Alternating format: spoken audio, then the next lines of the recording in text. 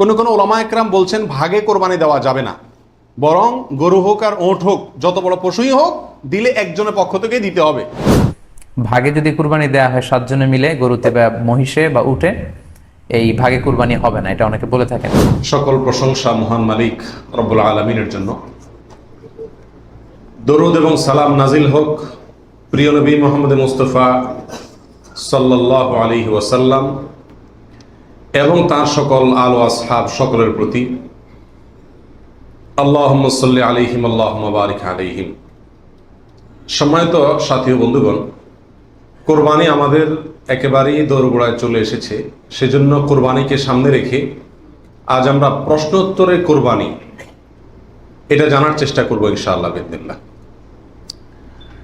যে কোনো আমলের আগে ইলম শিখতে হয়, জানতে হয়। আমলের আগে ইলম জরুরি। যে কোনো বিষয়ে আপনি আমল করতে চাইবেন, সেই বিষয়ে আমল করার আগে বিষয়টি সম্পর্কে যদি বিশদ ধারণা থাকে, পরিষ্কার জ্ঞান থাকে, তাহলে সেই কাজটি সুন্দর রূপে, সুচারুভাবে এবং যথাযথভাবে সম্পন্ন করা সম্ভব হয়। আর যদি না শিখেই কাজ শুরু করে দেন, না জেনেই কাজ শুরু করে দেন, তাহলে ভুল ত্রুটির কারণে সেই কাজ দ্বারায় যে ভালো ফলাফল আসার কথা, সে ফলাফল না এসে উল্টা হিতে আরো বিপরীত হওয়ার আশঙ্কা আছে। আর সেজন্যই কোরবানির মতো একটি আমল, যে আমলটি আমাদের দেশে মানুষ পরিমাণে ইসলামের যেসব কাজগুলো সবচেয়ে বেশি লোক করে সারা দেশে, তার ভিতরে একটা হলো এই কোরবানি। বেনামাজিও করে, বেরোজগারিও করে, ইসলামের অনেক কিছু না মানলে কি হয়েছে, কোরবানিটা করে। তো যেহেতু দেশের বিরাট একটা অংশ মুসলমানদের, তারা কোরবানি করে, অন্য কোনোটা করুক আর না করুক, ঈদের নামাজটা পড়ে, কোরবানিটা করে। তো সেজন্য এই কোরবানিটাও যে করি আমরা, সেটাও বা কতটা বিশুদ্ধ হচ্ছে, এটা বড় প্রশ্নের বিষয়। সেজন্য আমরা জেনে নেব অল্প কথায় এই কোরবানি প্রসঙ্গে যে জিজ্ঞাসাগুলো আছে, যে প্রশ্নগুলো আছে সেগুলো। কারণ প্রশ্নের মাধ্যমে মানুষ কোনো কিছু শিখলে, সেটা সাধারণ আলোচনার মাধ্যমে শিখলে যতটা মনে থাকে তার চাইতে বেশি মনে থাকে। আল্লাহ তাআলা আমাদের সবাইকে উপকারী ইলম সবসময় গ্রহণ করার তৌফিক দান করুন। প্রিয় ভাইয়েরা, কোরবানি প্রসঙ্গে কোরআনে কারীমের একটি আয়াত আমি তেলাওয়াত করেছি। আল্লাহ সুবহানাহু ওয়া তাআলা বলেছেন, লা ইয়ানালাল্লাহা লুহুমুহা ওয়ালা দিমাউহা। তোমরা যে পশু আল্লাহকে সন্তুষ্ট করবার উদ্দেশ্যে জবাই করে থাকো, কোরবানি করে থাকো, এর গোশত, এর রক্ত কোনো কিছুই আল্লাহর কাছে পৌঁছায় না। ওয়ালাকিন ইয়ানালুহুত তাকওয়া মিনকুম, ওয়ালাকিন ইয়ানালুহুত তাকওয়া। কিন্তু তোমাদের অন্তরে যে তাকওয়াটা আছে, কোন মানসিকতা নিয়ে, কোন উদ্দেশ্য নিয়ে, কেন তুমি কোরবানি করছো, কোরবানি করার সময় তোমার মনের ভেতরকার অবস্থাটা কি, সেটা কিন্তু আল্লাহর কাছে ঠিকই পৌঁছে যায়। গোশত রক্ত জমিনেই থেকে যায়, দুনিয়াতেই থেকে যায়, উপরে ওঠে শুধুমাত্র তোমার অন্তরের ইচ্ছাটা, বাসনাটা। এই জন্য কোরবানি করার আগে সবচেয়ে গুরুত্বপূর্ণ পয়েন্ট হলো নিয়তকে খালেস করে নেওয়া। কি করে নেওয়া ভাই? নিয়তকে খালেস করে নেওয়া। কোরবানি করার আগে একটু ব্রেক দিন, একটু দাঁড়ান, একটু থামুন। আপনি কোরবানি করতে যাচ্ছেন, একটু থামুন। কেন কোরবানি করছেন? নিজেকে নিজে প্রশ্ন করুন এবং এই প্রশ্নের উত্তর নিজেকে নিজে দিন। এরপরে নিজেই বিচার করতে পারবেন আপনার কোরবানির কোনো বিনিময় আদৌ আল্লাহর কাছে পাবেন নাকি কিছুই পাবেন না। সম্মানিত সাথী বন্ধুগণ, যত মানুষ আমাদের সমাজে কোরবানি করে, এই বিশাল জনগোষ্ঠীর সবচেয়ে বড় অংশ বলা যেতে পারে, এই কোরবানিটা আমাদের জন্য আজ ফ্যাশনে পরিণত হয়েছে। এটার ইবাদত থাকে নাই। কারণ ইবাদত হয় সেই কাজ, যে কাজ বান্দা আল্লাহকে খুশি করার জন্য করে। কোরবানিটা সবচেয়ে বেশি সংখ্যক মানুষ করে, এর একটা কারণ এটাও যে কোরবানি এমন একটা ইবাদত যেটা নগদ লাভ নিজেই পায়, গোশতগুলা ফ্রেশ বাসায় উঠাইতে পারে, ঠিক না ভাই? ঠিক। এই কারণে সমাজের বড় একটা অংশ কি করে? কোরবানি করে। আবার অনেকে কোরবানি করে নিজের নেতাগিরি জাহির করার জন্য। নেতা সাহেব, এমপি সাহেব, মন্ত্রী সাহেব, ব্যবসায়ী সাহেব, অমুক সাহেব, তমুক সাহেব, 10টা গরু, 5টা গরু, সবচেয়ে বড় গরু। এই যে একটা প্রতিযোগিতা, এই প্রতিযোগিতাটা মনে হচ্ছে ভালো কাজের প্রতিযোগিতা, আসলে এটা হলো এক ধরনের বড়াই মাতবরির প্রতিযোগিতা, নিজের প্রভাব প্রতিপত্তি, নাম সুনাম এগুলোকে প্রতিষ্ঠিত করার প্রতিযোগিতা, যেটা কি প্রশংসনীয় নাকি নিন্দনীয়? নিন্দনীয়। এই জন্য ভাইরা আমার, কোরবানি করার আগে প্রথম একটু থেমে নিজেকে প্রশ্ন করতে হবে, আমি কেন কোরবানি করছি? আমি কি মানুষকে দেখাবার জন্য করছি না আল্লাহকে সন্তুষ্ট করার জন্য করছি? এই বিষয়টি নিজেকে নিজে প্রশ্ন করে এর ইতিবাচক এবং সঠিক উত্তর বের করে আনতে হবে, তারপরে কোরবানির দিকে পদক্ষেপ নিতে হবে। আল্লাহ তাআলা আমাদের সবাইকে বিশুদ্ধ রূপে সঠিকভাবে কোরবানি করার তৌফিক দান করুন। প্রিয় ভাইরা আমার, এবার আমরা চলে যাই প্রশ্ন উত্তরে সরাসরি। প্রথম প্রশ্ন হলো, কোরবানি কি? কোরবানি এটি উর্দুতে ব্যবহার হয়ে থাকে ত্যাগের অর্থে। কোরবানি করা, যে কোনো কাজের জন্য কোরবানি করা মানে কি করা? ত্যাগ করা। এই পশু কোরবানিকে কোরবানি বলা হয় এই জন্য যে এই কোরবানিটাও আসলে মূলত কি? ত্যাগেরই শিক্ষা বহন করছে। ইব্রাহিম আলাইহিস সালামের ত্যাগের স্বাক্ষর এই পশু কোরবানি। এর মাধ্যমে ইব্রাহিম আলাইহিস সালাম যে আল্লাহর জন্য বিশাল বড় ত্যাগ করেছিলেন, আল্লাহর কথাকে মানতে গিয়ে নিজের জীবনের সবচেয়ে বড় পরীক্ষার সম্মুখীন হয়েছিলেন এবং তিনি ত্যাগ করে পরীক্ষা উত্তীর্ণ হয়েছেন। এই কোরবানি যেহেতু তার স্বাক্ষর, সেই জন্য ওই আমাদের সমাজে উর্দুতে সচরাচর যে কোরবানি এই শব্দটি ব্যবহার হয় সেটাই প্রচলিত আছে, অর্থাৎ ত্যাগ করা, কোরবানি। আর আরবিতেও কোরবান শব্দটি আছে, যেটা কোরআনে আল্লাহ তাআলা ব্যবহার করেছেন। আদম আলাইহিস সালামের দুই ছেলে কাবিল এবং হাবিল, তারা উভয়ে আল্লাহর কাছে আল্লাহর সন্তুষ্টির জন্য তারা সাদাকা পেশ করেছিল, নৈকট্য অর্জন করার জন্য। আল্লাহ বলেছেন ইত্তাকাররাবা কোরবানান, তারা উভয়ে যখন কোরবান পেশ করছে, যে কোরবান শব্দ কোরআনেও আছে, অর্থাৎ তারা উভয়ে এমন বস্তু পেশ করেছে যার মাধ্যমে আল্লাহর নৈকট্য অর্জন করা যায়। সেই অর্থে কোরবান মানে হলো আল্লাহর কাছে নৈকট্য অর্জন করার মাধ্যম বা উপায়, অর্থাৎ ত্যাগ করা অথবা আল্লাহর কাছে নৈকট্য অর্জন করার মাধ্যম। এ হলো কোরবানির সংক্ষিপ্ত শাব্দিক পরিচিতি।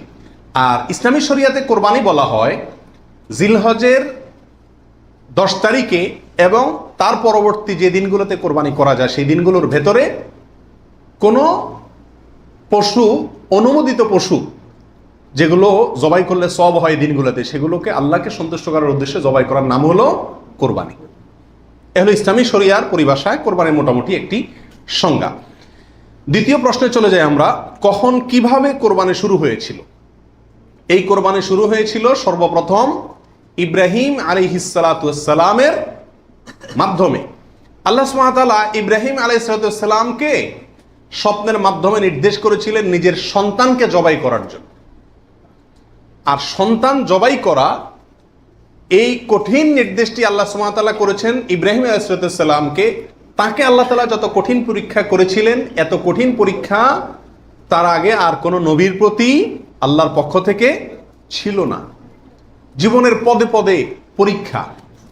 পরিবার সহ রেখে আসো মক্কায়, কেউ নাই সেখানে, কোনো আবাদি নাই, পাহাড়ি এলাকা, ছোট দুধের বাচ্চা সহকারে নিজের স্ত্রীকে রেখে চলে আসো। বাহ্যিকভাবে অযৌক্তিক নির্দেশ আল্লাহ সুবহানাহু ওয়া তাআলা, সেটাও তিনি মেনেছেন এবং পরীক্ষা পাশ করেছেন। আল্লাহ বলেছেন ওয়া ইয ইবতালা ইব্রাহিম রাব্বুহু বিকালিমাতিন ফাআতাম্মাহুন, প্রতিটা পরীক্ষা তিনি কি করেছেন? পাশ করেছেন। তো কোরবানির প্রেক্ষাপট হলো সংক্ষেপে এই, অল্প কথায়, আল্লাহ সুবহানাহু ওয়া তাআলা ইব্রাহিম আলাইহিস সালামকে তার নিজের সন্তানকে আল্লাহ সন্তুষ্টির উদ্দেশ্যে জবাই করার জন্য, কোরবানি করার জন্য নির্দেশ করেছেন। আল্লাহ সুবহানাহু ওয়া তাআলা তার সন্তানের জবাই করতে আসলে চান নাই। আল্লাহ চাইছেন তার মনের পরীক্ষা নিতে, যে আল্লাহর নির্দেশ মানতে গিয়ে তার সর্বোচ্চ ত্যাগটাও তিনি করতে পারেন কিনা। তিনি আলহামদুলিল্লাহ পরীক্ষায় পাশ করেছেন। তিনি রাজি হয়েছেন, গেছেন, ছেলেও পাশ করছে, মায়েও পাশ করছে। ছেলের মাও রাজি, ছেলেও রাজি, বাপও রাজি। তো আল্লাহ সুবহানাহু ওয়া তাআলা গোটা পরিবারেরই পরীক্ষা নিছেন বলা যেতে পারে, এবং সবাই পরীক্ষা কি করছে? পাশ করছে। জবাই করতে গেছেন, আল্লাহ সুবহানাহু ওয়া তাআলা ছেলে তো জবাই হতে দিবেন না, এটা তো ছিল একটা পরীক্ষা মাত্র। আল্লাহ সুবহানাহু ওয়া তাআলা সেখানে অন্য একটা পশু, দুম্বা বা এই জাতীয় কোনো পশু আল্লাহ সুবহানাহু ওয়া তাআলা দিয়ে দিলেন। অন্য একটা পশু ওই ছেলের জায়গা আল্লাহ তাআলা দিয়ে দিলেন। ছুরি উনি চালালেন, এরপরে দেখলেন যে ছেলে দাঁড়ায় আছে, পশু জবাই হয়েছে। এ হলো কোরবানির সূচনা, প্রথম পশু কোরবানি। আজকে আমরা যে কোরবানি করছি এর সূচনা ছিল এভাবে। কার মাধ্যমে? ইব্রাহিম আলাইহিস সালামের মাধ্যমে। সেই কোরবানি আমাদেরকে কি শিক্ষা দেয় ভাই? সেই কোরবানি আমাদেরকে শিক্ষা দেয়, আল্লাহ সুবহানাহু ওয়া তাআলা যখন কোনো কাজের জন্য নির্দেশ করবেন, আল্লাহর গোলাম হিসাবে, আল্লাহর নুন খাই সেই হিসাবে নিঃশ্বাস গ্রহণ করছি, ছাড়ছি, প্রতি মুহূর্তে মুহূর্তে আল্লাহর নিয়ামতের সাগরে হাবুডুবু খাচ্ছি। আল্লাহই সৃষ্টি করেছেন, তার হাতেই জীবন মরণ সবকিছু। অতএব তার কোনো নির্দেশ, তার কোনো নিষেধ থাকলে সেটাকে মানতে গিয়ে পৃথিবীর যেই কোনো ধরনের ত্যাগের প্রয়োজন হয় সেটা করতে হবে। নিজের সন্তানকে জবাই করার মতো কঠিন নির্দেশও পালন করতে ইব্রাহিম আলাইহিস সালাম দ্বিধা করেন নাই। আল্লাহ সুবহানাহু ওয়া তাআলা ঠিকই কি করছেন, তাকে এর মাধ্যমে তিনি পাশ করেছেন এবং আল্লাহ সুবহানাহু ওয়া তাআলা তার মর্যাদা সমুন্নত করেছেন। এ হলো কোরবানির মূল শিক্ষা। আল্লাহর নির্দেশ, সেটা যত কষ্টই হোক মানতে, সেটা মানার জন্য সব ধরনের ত্যাগ করতে প্রস্তুত থাকা, এটা হলো কি ভাই? কোরবানির শিক্ষা। আর ওখান থেকেই কোরবানিটা শুরু হয়েছে। এরপরে আল্লাহ সুবহানাহু ওয়া তাআলা সেটাকে পৃথিবীর মানুষের জন্য ওই স্মৃতিকে, ওই আদর্শকে রেখে দিয়েছেন। এখন আমরা পশু কোরবানি করছি, কিন্তু এটার শুরুতে কিন্তু পশু কোরবানি ছিল না। মূলত এটা শুরুতে ছিল নিজের সকল কামনা, বাসনা, ভালোবাসা সবকিছুকে আল্লাহর নির্দেশের সামনে কি করে দেওয়া? কোরবানি করে দেওয়া। এ হলো এই কোরবানির গোড়ার ইতিহাস।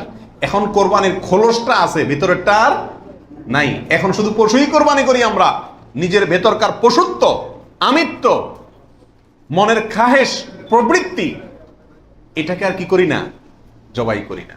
আল্লাহ তাআলা আমাদের সবাইকে কোরবানির আসল যে ইতিহাস সেটা থেকে শিক্ষা গ্রহণ করে এমনভাবে কোরবানি করার তৌফিক দান করুন, যেই কোরবানি প্রকৃত অর্থেই কোরবানি হয়, যেই কোরবানি আমাদের জান্নাতে যাওয়ার কারণ হয়, মাধ্যম হয়, সেইভাবে কোরবানি করার এবং কোরবানির সেই ইতিহাস থেকে আল্লাহ তাআলা আমাদেরকে শিক্ষা গ্রহণ করার তৌফিক দান করুন। 17 নম্বর প্রশ্ন হলো, ভাগে কোরবানি দেওয়া যাবে কিনা? এটা একটা গুরুত্বপূর্ণ প্রশ্ন আজকালকার যুগে। কারণ কোন কোন ওলামা একরাম বলছেন ভাগে কোরবানি দেওয়া যাবে না, বরং গরু হোক আর ওঁট হোক, যত বড় পশুই হোক, দিলে একজনের পক্ষ থেকে দিতে হবে, 7 ব্যক্তির পক্ষ থেকে যথেষ্ট হবে। এই যে কথা প্রচলিত আছে, এটাকে অনেক কোন কোন ওলামা একরাম কি করছেন? অস্বীকার করছেন। আসলে সঠিক কোনটা, এ ব্যাপারে আগেই বলেছি যে একাডেমিক আলোচনা খুব বেশি লম্বাচড়া করার ইচ্ছা নাই এবং সুযোগও নেই। শুধু সংক্ষেপে এটুকু বলবো, সব যুগেই সবচাইতে বেশি সংখ্যক ওলামাদের মতে, বলা যায় প্রায় সবার মতে, সমস্ত ওলামা একরামের মতেই বলা যেতে পারে প্রায়, গরুর ক্ষেত্রে একটা গরু 7 জন ব্যক্তির পক্ষ থেকে কি হবে? কোরবানির জন্য যথেষ্ট হবে। এক্ষেত্রে বিচ্ছিন্নভাবে যে 2-1 আলেম বলছেন যে গরু হোক আর ওঁট হোক একজন থেকে হবে, 7 জন থেকে হবে না, তাদের যুক্তিগুলা খুবই ঠুনকো এবং খুবই দুর্বল। নবী আলাইহিস সালাম যে সফরে একাধিক ব্যক্তিকে কোরবানিতে অংশগ্রহণের সুযোগ দিয়েছিলেন, তারা বলেন যে এটা সফরের জন্য নির্দিষ্ট, অথচ নবী আলাইহিস সালাম সেটা নির্দিষ্ট করেন নাই, এটা ওনারা নির্দিষ্ট করছেন। নবী আলাইহিস সালামের কোনো নির্দেশ সফরে হোক, হাজারে হোক, সফরের বাইরে হোক, যে কোনো নির্দেশ সাধারণত ব্যাপকভাবেই সবার জন্য, সব সময়ের জন্য প্রযোজ্য হয়, যদি কোরআন এবং সুন্নাহর কোনো বর্ণনা দ্বারা নবী আলাইহিস সালাম নিজে ওইটাকে নির্দিষ্ট না করে দেন। তিনি সফরে যদি কোনো নির্দেশ করেন, ওই সফরের বাইরের জন্য সেটা কার্যকর হবে কি হবে না? যদি কেউ সফরের জন্য নির্দিষ্ট করতে চায়, তাহলে তার জন্য পৃথক দলিলের প্রয়োজন। বিধায় এটাই হলো বেশিরভাগ ওলামা একরামের মত। বিচ্ছিন্নভাবে কোনো আলেমের মত থাকতে পারে, কিন্তু সে 1-2 আলেমের কথা না শুনে সংখ্যাগরিষ্ঠ ওলামা একরামের মতের উপর আমল করবেন। গরুর ক্ষেত্রে 7 জনের পক্ষ থেকে যথেষ্ট হবে। তবে একটা কথা এখানে বলতেই হবে, সেটা হলো উত্তম হলো একাকি দেওয়া, ভাগে না দিয়ে কিকে দেওয়া? একাকি দেওয়া। এক্ষেত্রে কারোর কোনো দ্বিমত নাই, একাকি দিতে পারলে সেটা সবচেয়ে বেস্ট এবং ভালো। 18 নম্বর প্রশ্ন হলো, পরিবারের সব সদস্য বা একাধিক সদস্য যদি সামর্থ্যবান হয়, তাহলে সবাই দিবে নাকি গোটা পরিবারের পক্ষ থেকে একজন দিলেই চলবে?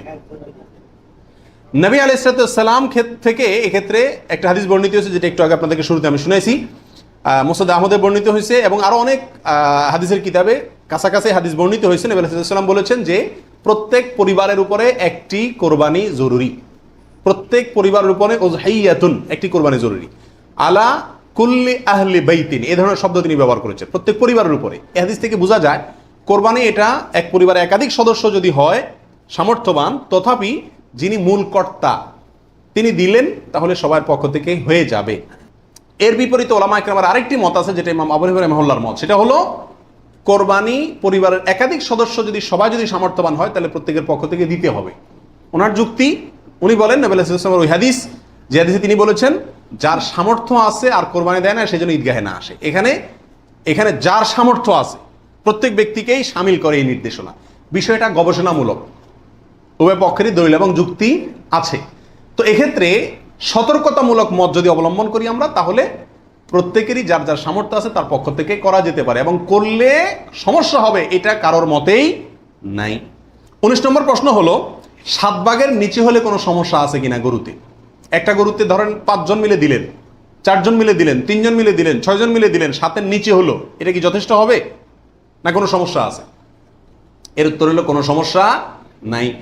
আমাদের দেশে অনেকে মনে করেন যে গরু দিলে 7 পুরা করতে হবে, এই জন্য যখন 7-এর সংখ্যা না পায় তখন এবার খুঁজে খুঁজে অনেক মৃত মানুষকেও যোগ করে, যেভাবে হোক কি করতে হবে, 7 পুরা করতে হবে। বিষয়টা এরকম না। কোরবানির গরুতে সর্বোচ্চ 7 পর্যন্ত দেওয়া যায়, 3 জন, 2 জন, 7 জন, 5 জন, 6 জন, যে কোনো সংখ্যায় 7-এর নিচে থাকলেই কোরবানি দেওয়া যাবে।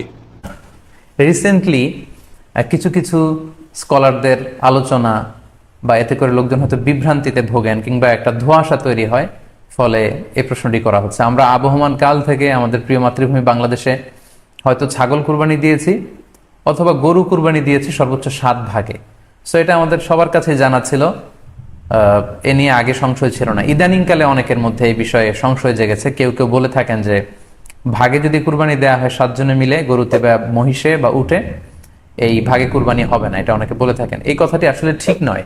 আপনি যদি ভাগে কুরবানি দিতে চান এটি জায়েজ আছে, এবং একটি উটে বা মহিষে বা গরুতে আপনি সর্বোচ্চ 7টি ভাগে কুরবানি দিতে পারবেন ইনশাআল্লাহ। এ ব্যাপারে সহিহ মুসলিমের একটি হাদিসকে আমরা এখানে উল্লেখ করতে চাই। সাইয়েদনা জাবের রাদিয়াল্লাহু তাআলা আনহু থেকে বর্ণিত, তিনি বলেন, ক্বালা হাজাজনা মা রাসূলিল্লাহি সাল্লাল্লাহু আলাইহি ওয়াসাল্লাম, আমরা আল্লাহ রাসূল সাল্লাল্লাহু আলাইহি ওয়াসাল্লামের সাথে হজ করেছি, ফানাহারনাল বাঈরা আন সাবআ, সেখানে আমরা উট কুরবানি দিয়েছি 7 জনের পক্ষ থেকে, ওয়াল বাকারাতা আন সাবআ, আর আমরা সেখানে গরু কুরবানি দিয়েছি 7 জনের পক্ষ থেকে। খুব সুস্পষ্ট, একটি উটে ওনারা 7 জন অংশগ্রহণ করতেন, একটি গরুতে 7 জন অংশগ্রহণ করতেন। তো এই হাদিসের আলোকে অনেকে বলে থাকেন যে এটি হজের সময়, সফরের সময়, কিন্তু মুকিম অবস্থায় 7 ভাগে দেয়া যায় না। আসলে এই কথাটিও ঠিক নয়, কারণ সুনানে আবু দাউদের আরেকটি হাদিসে এসেছে যেখানে আল্লাহ রাসূল সাল্লাল্লাহু আলাইহি ওয়াসাল্লাম সুস্পষ্ট বলেছেন, সেখানে হজ বা কোনো সফরের উল্লেখ নেই। সেটা হচ্ছে জেনারেল স্টেটমেন্ট, অর্থাৎ আল বাকারাতু আন সাবআ, গরুতে সর্বোচ্চ 7 অংশ দিয়ে কুরবানি দেয়া যায়, ওয়াল জাযুরু আন সাবআ, আর উটের ক্ষেত্রেও সর্বোচ্চ 7 অংশ দিয়ে কুরবানি দেয়া যায়। তো এই হাদিস, দ্বিতীয় যে হাদিসটি উল্লেখ করলাম, এটা হচ্ছে জেনারেল স্টেটমেন্ট, সেখানে সফর মুকিম কোনো কথা বলা হয়নি। ইন জেনারেলি বলা হয়েছে যে উটে 7 ভাগ দেয়া যায়, গরুতে 7 ভাগ দেয়া যায়। সো আমরা যারা ভাগে কুরবানি দিচ্ছি 7 জন মিলে একটি গরু, আপনারা নিঃসন্দেহে সানন্দ চিত্তে নিশ্চিন্তে কুরবানি দিতে পারেন।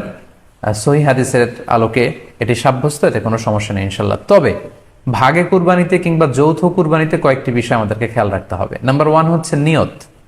আপনাদের ইন্টেনশনটা ক্লিয়ার হতে হবে। প্রত্যেকেরই যাতে একই ইন্টেনশন থাকে, সবারই যাতে ইন্টেনশন থাকে যে শুধুমাত্র আল্লাহ তাআলার সন্তুষ্টির জন্য আমরা এই কুরবানি দিচ্ছি। এখানে কয়েকজনের যদি ইন্টেনশন থাকে যে আল্লাহর সন্তুষ্টি, অন্যজনের যদি নিয়তে ঝামেলা থাকে, তাহলে কিন্তু কুরবানিটা প্রশ্নবিদ্ধ হয়ে যাচ্ছে।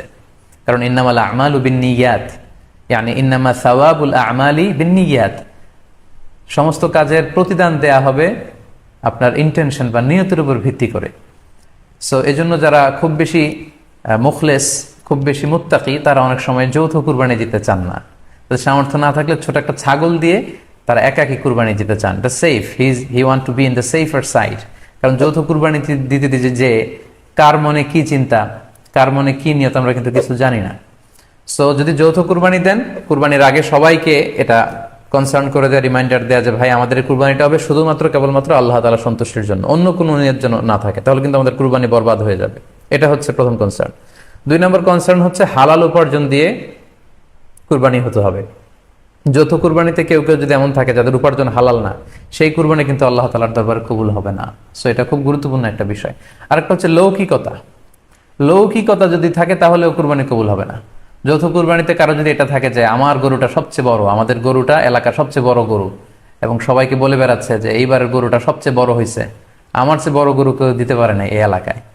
তো এই জাতীয় যদি লৌকিকতা প্রবণতা কারোর মধ্যে থাকে, তাহলেও কিন্তু তার কুরবানি কবুল হবে না। সো যৌথ কুরবানি যদি আপনারা দিতে চান, এই বিষয়গুলো আমাদেরকে খেয়াল রাখতে হবে। প্রিয় ভাইয়েরা, 3 নম্বর প্রশ্ন হলো, কোরবানি কি জরুরি কোনো বিধান নাকি ঐচ্ছিক? অর্থাৎ কোরবানি কি সবার জন্য করা জরুরি, নাকি কোরবানি সুন্নাত, নফল, মুস্তাহাবি জাতীয় কোনো আমল? তো এই বিষয়ে বলবো যে এই ক্ষেত্রে ওলামা একরামের 2টি প্রসিদ্ধ মত আছে। ওলামা একরামের অনেকেই বলেন যে কোরবানি করা এটা সকলের জন্য জরুরি, যাদের সামর্থ্য আছে ঈদের দিন, কোরবানি ঈদের দিন অথবা পরবর্তী দিনগুলোতে যেগুলোতে কোরবানি করা যায়, এই সময়ের ভিতরে যার কাছে নেশা পরিমাণ টাকা আছে তার জন্য কোরবানি করা ওয়াজিব, জরুরি, বাধ্যতামূলক, না করলে গুনাহ হবে। এটা অনেক ওলামা একরামের মত। তাদের দলিল সংক্ষেপে শুধু দলিলগুলো হালকা হালকা টাচ করে যাই। মুসনাদে আহমদ, ইবনে মাজা, মুস্তাদরাকে হাকিম এবং আরো অনেক কিতাবে একটা হাদিস বর্ণিত হয়েছে, যে হাদিসকে মুহাদ্দিসিন ইকরাম সহি বলেছেন। আল্লামা আলবানী রাহিমাহুল্লাহ নিজে হাদিসে সহি বলেছেন। সেটা হলো এই, নবী সাল্লাল্লাহু আলাইহি ওয়াসাল্লাম বলেছেন, মান ওয়াজাদা সাআতান আন ইউদাহিয়া ওয়া লাম ইউদাহি ফালা ইয়াকরাবান্না মুসাল্লানা। অর্থাৎ যে ব্যক্তি কোরবানি করার সামর্থ্য তার আছে, সক্ষমতা আছে, সচ্ছলতা আছে, সেই ব্যক্তি যদি কোরবানি না করে, সেজন্য আমাদের ঈদগাহে ঈদের নামাজ পড়তে না আসে। কোরবানি করার ইচ্ছা না রাখলে সেজন্য ঈদের নামাজ পড়তে না আসে। এটা কিন্তু একটা সতর্কবাণী। শরীয়তে এই ধরনের নির্দেশ সুন্নত নফলের ক্ষেত্রে করা হয় না, ফরজ ওয়াজিবের ক্ষেত্রেই সাধারণত করা হয়। এটা হলো অন্য যুক্তি। দ্বিতীয় দলিল হলো, এটাও মুস্তাদে আহমদে আসছে এবং হাফেজ ইবনে হাজার আল আসকালানী রাহিমাহুল্লাহ, বিশ্ববিখ্যাত হাদিস ব্যাখ্যাতা, তিনি বলেছেন যে হাদিসটি বিশুদ্ধ। নবী রাসূলুল্লাহ সাল্লাল্লাহু আলাইহি ওয়াসাল্লাম বলেছেন, ইয়া আইয়ুহান নাস, হে লোক সকল, ইন্না আলা কুল্লি আহলি বাইতিন উদহাইয়াতুন ওয়া আতিরাতুন, নিশ্চয়ই প্রত্যেক পরিবারের লোকের উপরে, প্রত্যেক পরিবারের উপরে একটি করে কোরবানি এবং আতিরা, এটা ওয়াজিব। আতিরা হলো রজব মাসে যে পশুটি জবাই করা হয়, সেটা একসময় ওয়াজিব ছিল, পরে এটা রহিত হয়ে গেছে।